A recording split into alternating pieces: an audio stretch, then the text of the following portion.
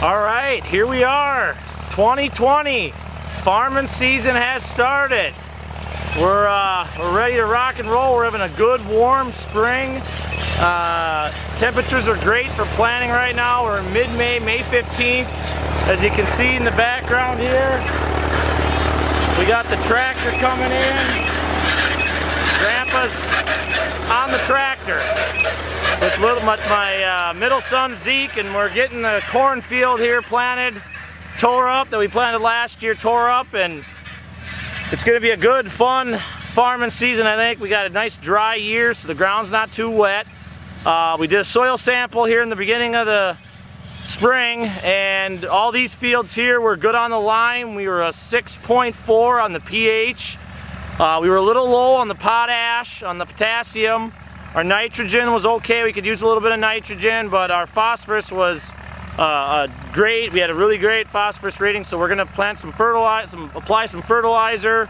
No lime on this field or the field that we'll be doing later, and we're going to get after it here. So stay tuned, watch some of our footage, and hopefully we can teach you guys a few things. This year we're going to do a little bit differently. We're going to strip crop here the corn and beans, which has really seemed to work good for us in the past. And we'll talk about that a little bit more as we get going into the video. So stay tuned, watch some of the farming, and we got the Farm All M, we got the Old International, and the Cub Cadet back there with Noah on it. So we'll get these fields turned up and ready to rock. Stay tuned.